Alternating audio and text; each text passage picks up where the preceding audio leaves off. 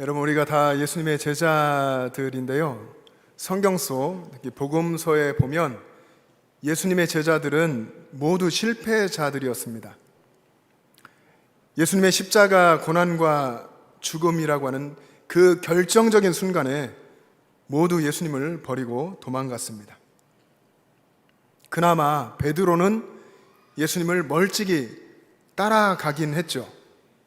근데 예수님을 따라갔던 바로 그 현장에서 베드로는 예수님을 모른다고 3번이나 부인하고 저주하고 맹세하기까지 합니다.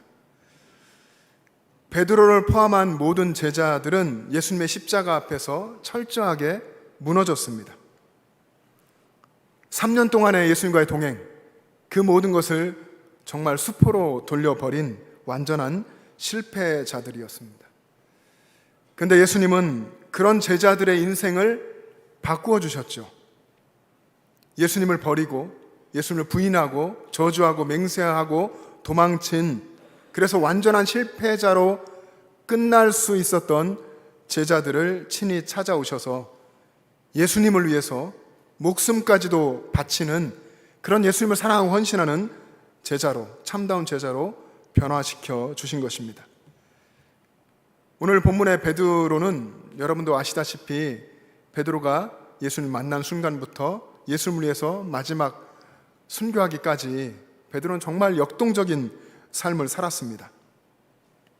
오늘 본문 앞에 얼마 전까지만 해도 베드로는 모든 사람들이 주님을 버릴지라도 저는 결코 주님을 버리지 않겠나이다. 내가 주님과 함께 죽을지언정 주님을 부인하지 않겠습니다. 이렇게 호언장담했었습니다. 근데 불과 몇 시간 후에 베드로는 예수님을 따라갔고 예수님을 부인하고 저주하고 맹세하기까지 했습니다.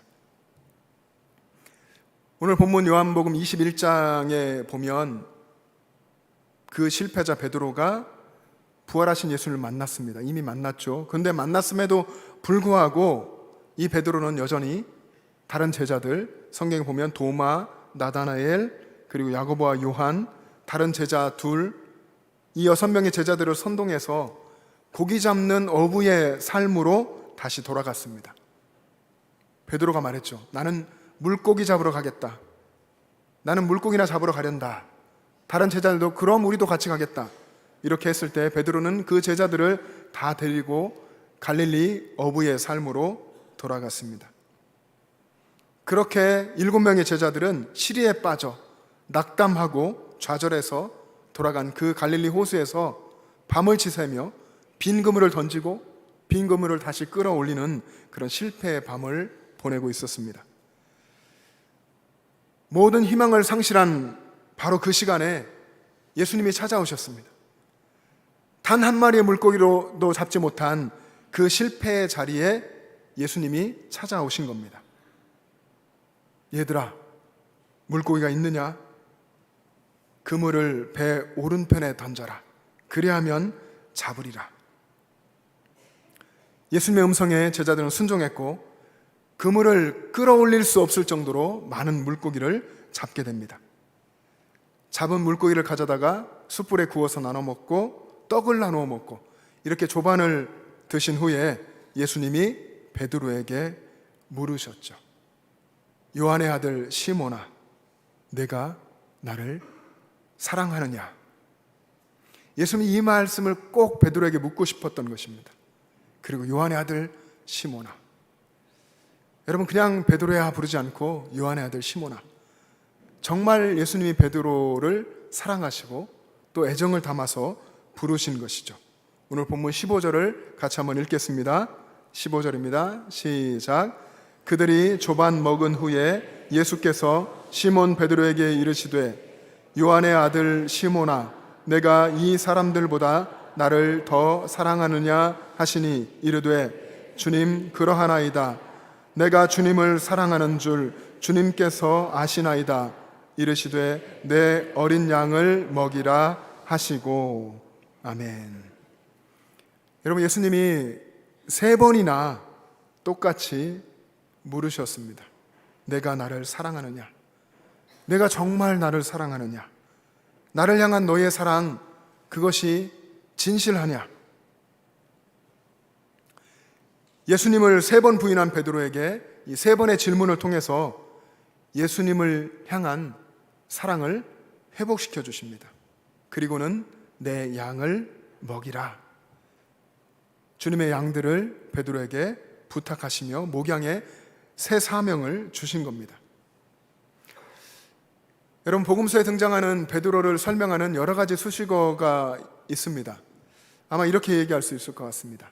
예수님을 따르는데 실패한 사람, 예수님을 3번이나 부인한 사람, 예수님을 버리고 도망한 사람, 게다가 물고기를 잡던 생업으로 돌아갈 때에 다른 제자들까지 6명의 제자들도 데리고 간 사람. 참 실패를 해도 대단하게 실패한, 대실패한 그런 제자였습니다. 어떤 면에서는 가능성이 없는 완전한 패배자였죠. 그런데 예수님은 갈릴리 호수로 돌아가서 빈 그물만 끌어올리던 베드로를 찾아오셔서 말씀하신 겁니다. 이렇게 말씀하신 겁니다. 요한 아들 시몬아, 내가 나를 사랑하느냐? 정말로 사랑하느냐? 내가 나를 사랑하면 된다. 그것 하나면 충분하다. 예수님이 그렇게 말씀하신 겁니다. 내가 나를 3번이나 부인하고 저주하고 맹세했던 것, 나를 버리고 도망한 것 다 용서했다. 내가 지금 나를 사랑하는 것, 그것 하나면 된다. 이렇게 말씀하신 겁니다. 예수님은 지금 우리에게도 말씀하십니다. 예수님을 사랑하는 마음, 그것 하나만 있으면 된다. 과거에 예수님을 모르고 살았던 것, 믿음이 떨어졌던 것, 세상에 빠져 살았던 것, 예수님을 부인하고 살았던 것, 괜찮다. 지금 예수님을 사랑한다면 그것으로 충분하다. 예수님은 우리에게 이렇게 말씀하십니다. 여러분, 베드로는 자신의 정말 부끄러웠던 그 과거를 다 용서해 주신 예수님을 사랑하며 살았습니다. 베드로의 인생의 최고 가치는 예수 사랑이었습니다. 어떻게 해서든 예수님을 사랑하는 것, 예수님을 사랑하는 그 마음으로 사는 것. 그렇게 베드로는 평생 예수님을 사랑하며 살았습니다. 그리고 예수님 맡겨주신 성도들을 돌보고 그리고 목양하면서 살았습니다. 내 양을 먹이라, 내 어린 양을 먹이라. 예수님의 이 명령을 마음판에 새기고 그렇게 예수님을 사랑하면서 또 예수님을 사랑하는 그 마음으로 또 성도들을 사랑하면서 예수님 뒤를 따라갔습니다. 여러분, 우리도 실패했던 사람들입니다. 때로 믿음대로 사는데 실패했고 예수님과 동행한다고 하면서도 사실은 많은 시간을 내 주장대로 살았던 사람들입니다. 지금도 예수님의 뜻을 묻기보다 내 생각대로 합니다. 우리는 우리 스스로 예수님의 제자라고 여겼지만 때로 제자답지 못했고 믿음이 없었고 의심했고 쉽게 포기했고 때때로 베드로처럼 옛삶을 동경했던 그런 어리석은 실패자들이었습니다. 그렇지만 예수님은 우리들의 부족함, 우리의 실패에도 불구하고 친히 우리를 찾아와서 만나주시고 예수님을 향한 사랑을 회복시켜 주시고 목양의 사명을 우리에게도 주셨습니다. 예수님 베드로에게 하신 것처럼 우리를 실패자로 내버려 두지 않으십니다. 친히 여러분을 찾아가시고 여러분 안에 예수님을 향한 사랑의 마음을 회복시켜 주시고 목양의 새 사명을 주십니다. 여러분, 어떤 의미에서 예수님은 실패자를 통해서 일하십니다. 여러분, 어떤 의미에서 그렇다 했지만 사실은 우리 삶의 모든 순간에 그리고 예수님이 하시는 일들 실패자를 통해서 일하시는 것입니다. 예수님을 3번이나 부인하고 저주하고 맹세하고 생업으로 돌아간 베드로에게 예수님은 예수님의 양들을 맡기시지 않았습니까? 예수님이 하시는 일이 이렇습니다. 베드로는 철저한 그 자신의 실패, 그것을 통해서 자신이 얼마나 연약한지를 인정하게 됐고, 그래서 전적으로 예수님을 의지하고 전적으로 예수님을 사랑하는 사람이 됐고, 예수님은 그런 베드로를 통해서 예수님의 새 일을 행하시는 것입니다. 여러분, 이것이 예수님이 우리 안에서 일하시는 방식입니다. 고린도전서 1장 27절부터 29절 말씀을 한번 같이 읽겠습니다. 시작. 그러나 하나님께서 세상에 미련한 것들을 택하사 지혜 있는 자들을 부끄럽게 하려 하시고, 세상에 약한 것들을 택하사 강한 것들을 부끄럽게 하려 하시며, 하나님께서 세상에 천한 것들과 멸시받는 것들과 없는 것들을 택하사 있는 것들을 패하려 하시나니, 이는 아무 육체도 하나님 앞에서 자랑하지 못하게 하려 하심이라. 아멘. 하나님은, 우리 주님은 세상에 미련한 것들, 약한 것들, 천한 것들, 멸시받는 것들, 없는 것들, 여러분, 이런 실패한 것 같은 사람들을 하나님은 택하셔서 그 자신의 실패와 좌절과 무능함을 인정하게 하시고, 그리고 그를 붙들어서 하나님의 일을 맡기시며 하나님의 일을 행하십니다. 사랑하는 여러분, 우리 예수님은 실패하고 바닥으로 떨어진 인생도 다시 시작할 수 있게 하시는 분입니다. 저와 여러분이 붙들고 있는 예수님은 그런 분이십니다. 아무리 바닥으로 떨어져도 그 자리에서 오히려 시작하게 하시는 그런 주님이십니다. 여러분, 예수님을 사랑하는 그 마음을 여러분 다시 한번 붙들고 다시 시작하십시오. 여러분의 삶에 고난이 오고 여러분의 삶에 두려움이 몰려올지라도 도망하지 말고 끝까지 예수님을 사랑하고 예수님 맡겨주신 양들을 위해서 여러분이 목양하고 그들을 돌보고 사랑할 수 있기를 축복합니다. 여러분, 예수님은 자기 자신의 실패를 인정하고 예수님을 사랑하는 사람을 사용하십니다. 그런 사람을 통해서 예수님은 일하십니다. 예수님 없이는 그가 늘 그렇게 하던, 그가 전문적으로 하던 그 일에서조차도 단 한 마리의 물고기도 잡을 수 없었던 베드로, 예수님 없이는 무능할 수밖에 없는 자신을 인정하게 하시고 그에게 내가 나를 사랑하느냐, 주님, 제가 주님을 하는 줄 주님께서 아시나이다, 주님 사랑합니다, 이렇게 고백하게 하신 후에 내 양을 먹이라고 예수님 부탁하셨습니다. 예수님은 예수님을 사랑하는 사람에게 예수님의 양을 맡기십니다. 예수님은 우리에게 원하시는 것, 베드로에게 원했던 것, 그것은 예수님을 사랑하는 것, 오직 그것 하나입니다. 예수님을 사랑하고 그리고 그 마음으로 주변에 주님께서 맡겨주신 사람들을 목양하고 돌보는 것입니다. 2000년이라는 세월이 지났지만 예수님은 지금 우리들에게도 똑같이 물으시고 똑같은 부탁을 하십니다. 내가 진정 나를 사랑하느냐? 내가 정말로 나를 사랑하느냐? 나를 사랑한다고 하는 너의 그 말이 진실한 것이냐? 그렇다면 나를 향한 그 사랑으로 내 양을 돌보아라. 너의 남편, 너의 아내, 너의 부모, 너의 자녀들, 내 주변의 이웃들, 내 주변에 있는 믿음의 약한 교우들을 사랑하고 돌보고 목양하고 섬겨라. 예수님이 여러분에게 말씀하십니다. 우리가 예수님을 사랑한다고 하는 것은 여러분 입술로 하는 것이 아닙니다.